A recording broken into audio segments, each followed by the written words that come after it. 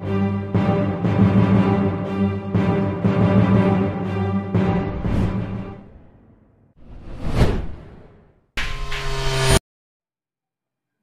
kasih. Salam untuk kita semuanya. Salam demokrasi. Ini kita kumpul-kumpul dan ngobrol tentang bagaimana ada sebuah pesta besar yang disebut pesta demokrasi.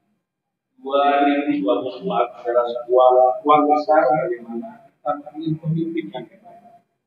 Bagaimana kita mengajak masyarakat kita terlibat di dalam pesta demokrasi. Nah, saya ini ada satu tema yang cukup membuat orang akan menjadi terkenal ketika ada keinginan memilih pemimpin hebat, tapi mereka menjadi seorang pemimpin yang bersih. Pesta Demokrasi 2024 yang akan dilaksanakan di Februari tahun 2024. Situasi hangatnya proses pencalonan, proses penyampaian aspirasi, proses bagaimana administrasi yang sekarang ini di situasi politik banyak ada yang mulai berlampiri, ada yang pajak ke bawah, tumpul ke atas, dan semuanya di media sosial semua bersilat-silat menjadi sebuah isu. Nah, hari ini saya datangkan orang narasumber yang luar biasa. Dia adalah Bapak Dr. Ahatoni Hermas Ahatoni. Dia wakil ketua DPRD Kota Surabaya. Selamat datang, Assalamualaikum Mas. Waalaikumsalam warahmatullahi wabarakatuh. Kopinya hanya satu, tapi bukan berarti ini saya melayani beliau sebagai wakil ketua DPR, karena kopinya cuma datang. Baik, yang kedua adalah Ibu Ida. Mbak Ida ini sebagai aktivis perempuan yang mendampingi kaum perempuan yang terdampak penutupan prostitusi, tapi sekarang juga mendampingi juga aktivis perempuan yang juga terdampak dengan bisnis online yang mengorbankan banyak orang-orang Surabaya terjerumus dalam narkoba. Tapi perempuan ini ketika situasi politik dijadikan komoditas, dijadikan alat jualan sebagai isu. Kayak kemarin, Doni ternyata masih buka, masih tutup. Nah, korbannya adalah banyak perempuan. Dan kita akan bahas bagaimana rasanya dihina atau dibully secara opinion oleh publik terhadap kelompok kaum perempuan. Rasanya seperti apa? Sedikit saja, Pak. Terima kasih Pak Tony sudah diberi kesempatan ngobrol bersama. Kebetulan saya dari Kompas Pemberdayaan Pekerja Desa. Nah, ini kesempatan yang paling bagus sebenarnya saya bisa ngobrol bersama dengan Mbak Tony dan tidak, karena saya sebagai bukan aktivis, sebagai masyarakat awam biasa yang memang saya berjuang seperti yang disampaikan Pak Tony sama Mas Lento tadi. Saya nguping sedikit Pak, bahwa saya perempuan juga masyarakat awam juga butuh semuanya pekerjaan yang dilakukan adalah perjuangan. Nah, di sini saya juga berjuang untuk kaum saya, khususnya kaum perempuan, dan terkhusus untuk perempuan yang terdampak oleh penutupan lokalisasi. Dan sementara ini saya masih mendampingi, karena kalau prostitusi itu bisa tempatnya bisa ditutup, tapi prostitusi itu masih jalan. Nah, itu yang saya perjuangkan sampai sekarang berkaitan dengan hak-hak perempuan yang masih bekerja di sana sebagai warga negara Indonesia. Itu sebenarnya sampai saat ini yang saya lakukan adalah pendampingan untuk memperkuat membentuk kelompok kecil-kecil yang memang harus dikuatkan biar mereka paham atas perjuangannya selama ini terdampak oleh penutupan, habis itu terdampak oleh pandemi COVID. Mereka menjadi perempuan yang tangguh untuk menghidupi keluarganya, juga anak-anak, tidak hanya sekedar mereka kesenangan diri secara ekonomi, tapi mereka adalah posisinya adalah korban. Itu yang saya perjuangkan, korban dari pernikahan dini, perceraian, banyak sekali korban perkosaan, korban ekonomi itu. Nah, sampai saat ini kami masih mendampingi mereka bagaimana mereka menjadi perempuan yang tangguh untuk keluarganya, untuk semua, untuk dirinya sendiri juga, melalui pendidikan politik. Tidak lupa kita juga memberikan pendidikan politik di masa untuk pesta demokrasi ini. Kita akan memberikan semacam pendidikan politik, bagaimana memilih calon yang mereka bisa track recordnya, mereka tahu bagaimana menjadi pemilih yang cerdas dan memilih calon yang paling tidak begitu Pak. Jadi tidak hanya sekedar mereka adalah manusia yang tidak selama ini saya merasa mereka dikesampingkan. Jadi mereka juga sebagai warga negara yang perlu dibutuhkan. Contoh kemarin karena saya sangat nyesel ketika pandemi kemarin mereka tidak dianggap mereka sebagai warga negara. Saya merasa padahal waktu itu semacam contoh bantuan sosial itu kan semua ketika pandemi itu tidak mendapatkan. Mereka tidak ada yang menengok sama sekali gitu semacam itu. Nah padahal mereka harus bekerja keras bagaimana cara menghidupi tanpa dia harus ada memakai alat kesehatan terpaksa harus bekerja sekali dan kita harus mendampingi itu setiap malam harus kontrol. Nah itu Pak saya jadi sampai sekarang saya masih di bidang untuk pemberdayaan teman-teman yang ada di sana karena itu masih ada yang tadi saya sampaikan bahwa prostitusinya bisa ditutup tempatnya bisa ditutup, prostitusi itu bisa berjalan. Nah itu yang ingin kami sampaikan kepada wakil rakyat paling tidak adalah pemberdayaan itu apapun bentuknya gitu ya, tapi yang tepat pada sasaran yang mungkin melalui bukan hanya laporan yang disampaikan ke wakil rakyat, tetapi mungkin kerjasama, kolaborasi dengan teman-teman memang yang concern pada isu teman-teman yang ada di sana. Tidak hanya di Doli dan lain, tapi saya secara umum dijalani di Mall Seneng, seluruh Jawa Timur. Sebenarnya penutupan lokalisasi itu kan bukan solusi ya, karena bukan menyelesaikan masalah, tapi tambah menambah masalah secara ekonomi yang seperti disampaikan oleh Pak Tony. Yang mengambil keuntungan dari adanya lokalisasi itu sudah berapa, kita ngitungnya gitu. Nah untuk pemberdayaan perempuannya sendiri yang ada di sana sebenarnya bukan pemberdayaan program yang instan, tetapi mungkin program yang sistem berkelanjutan. Nah selama ini yang diberikan itu adalah program-program yang tidak berkelanjutan. Jadi seumpama contoh bantuan kemarin berkaitan dengan penutupan ya, itu kan ada dana yang namanya dinamakan pesangon. Itu kalau nggak salah saya totalnya itu 9,9997 berapa gitu ya. Itu kan muspro. Saya punya datanya itu. Dan itu tidak ada kelanjutannya kan. Apa solusinya sebenarnya? Kemana uang itu? Sedangkan teman-teman tidak menerima sesuai apa yang sudah dianggarkan oleh pemerintah. Contoh ini lucu saya Pak. Jangan saya mohon izin. Kalau pesangonnya sebenarnya 5,50 juta, ada yang cuma menerima 1 juta, ada yang 3,5 juta. Kemarin pas kebetulan saya bahas dengan teman-teman yang ikut latihan teater itu, dia memang menerima segitu dan saya punya datanya. Ada intimidasi juga yang terjadi dulu itu ketika dia dikasih pesangon begitu diangkut katanya diantar pulang dilepaskan dari jalan itu juga ada Pak. Itu yang justru sangat memprihatinkan dan itu pasti tidak sampai kepada wakil rakyat gitu ya. Nah, terus berkaitan dengan program yang mungkin ingin saya sampaikan bahwa program-program itu kolaborasinya dari pemerintah maupun dari donatur yang mestinya harus betul-betul data itu yang berkolaborasi dengan teman-teman atau lembaga yang memang instan di pendampingan itu Pak. Tidak hanya sekedar ini ada program dari pemerintah untuk pemberdayaan seumpama UKM gitu kan. Hanya sementara aja. Dan itu tidak sesuai kebutuhan kadang.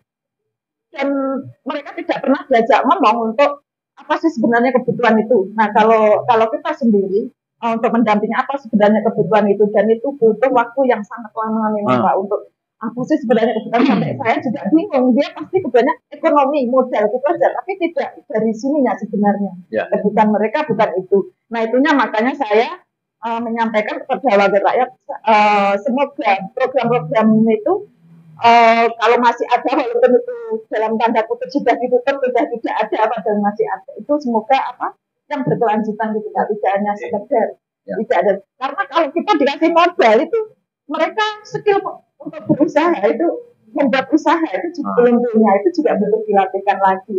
Bagaimana melatih pembukaan keuangannya, jadi tidak muspro. Nah selama ini kalau kita melatih contohnya di salon, di UKM, dikasih alat, dikasih bahan ya habis dijual, karena tidak sesuai kebutuhan. Itu saya rasa itu. Terima kasih. Sebagai pengantar pada waktu ini berarti, apakah kita harus mengganti pemerintah itu nanti keputusan? Jadi tagar ganti pemimpin. Kalau seumpama kita harus lebih solutif karena orang bisa melihat masih malu-malu, kita tidak pernah malu-malu. Kalau memang itu tidak relevan dan tidak tersampaikan pada masyarakat, maka harus ada hashtag dan inisial. Ya. Mas Tony adalah representasi dari masyarakat, dan ketika mendapatkan duluan, Mas Tony punya hak untuk menetapkan bahwa ini relevan untuk menjadi pemimpin Surabaya ke depan, atau ini hanya cukup menjadi pemimpin di media. Bahasa itu biarkan. Jadi nyambung korelasi dengan materi yang pertama. Tadi kan kita bicara tentang bagaimana korupsi di wakil rakyat tidak terjadi, dan kemudian ada persoalan sosial yang muncul seperti yang disampaikan Ibu Ida. Korupsi itu juga salah satunya muncul begini. Pola pendekatan wakil rakyat ingin membantu. Tetapi kan sebetulnya membantunya itu kadang-kadang banyak yang dilakukan dengan cara instan. Ngambil duit sendiri lalu diberikan kepada orang yang dibantu. Akhirnya kemampuan daripada wakil rakyat seolah-olah diuji untuk terus punya. Padahal sebetulnya yang dibutuhkan masyarakat bukan itu. Kalau itu dilakukan, oke, sudah cukup membantu, tetapi juga buktinya tidak bisa sustain. Kemudian hanya sesaat itu. Butuh untuk biaya hidup sehari bisa membantu, lalu kemudian adalah tidak ada kelanjutannya. Kebijakan publik mestinya adalah menjadi sebuah instrumen yang harus dipakai oleh lembaga legislatif untuk memberikan treatment terhadap persoalan sosial tadi. Nah, kaitan dengan penyampaian yang disampaikan Bu Ida, ini kan satu hal yang sangat mengagetkan. Kami mendapatkan report bahwa lokalisasi sudah ditutup dan kemudian informasinya sudah tidak ada lagi. Dan kemudian ternyata prakteknya ada, tempatnya yang ditutup, praktek masih tetap ada. Ini adalah sebuah persoalan dan makin sulit kita untuk mencari dan mengenali, kan gitu kan? Nah, kaitan dengan ini, simpulan yang saya tangkap seperti yang tadi disampaikan oleh Bu Ida, bahwa treatment yang dilakukan kemarin sebetulnya tidak pada pokok masalahnya. Masalah munculnya prostitusi itu kan macam-macam. Ada karena faktor kesulitan ekonomi, ada kemudian jenuh di rumah, kemudian lagi karena butuh kasih sayang, kemudian ada lagi faktor lagi karena mereka adalah korban trafficking dan sebagainya. Ini kan tidak bisa diketahui tempatnya ditutup, kan begitu.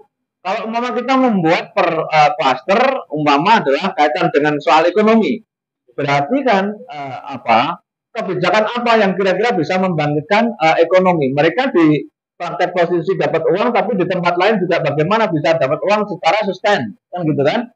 Nah, kemudian memang yang dibutuhkan kemampuan membaca persoalan secara komprehensif.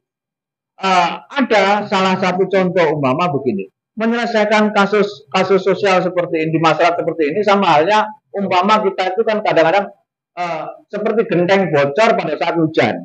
Kemudian orang sibuk mencari bak penampungan. Kemudian sampai ada kebijakan itu jauh daripada arasnya. Sebetulnya ada genteng bocor, tetapi kemudian belanja APBD itu adalah beli untuk obat merah atau yodium dan sebagainya. Loh, kok bisa gitu? Karena begini, begitu itu genteng bocor, kemudian ada bak dipasang, kemudian lagi ayo kita kumpulkan bak, oh sudah penuh. Cari lagi, oh penuh, buang ke sana, akhirnya dibuang. Dengan kebijakan yang kepanikan tadi itu jatuh, sehingga adalah muncul belanja untuk pembelian obat merah tadi itu ya. Padahal kasusnya itu adalah bukan di situ. Akar permasalahannya adalah ketika kita naik ganti gentengnya selesai. Nah ini tidak dilakukan dan kasus ini pun seperti itu.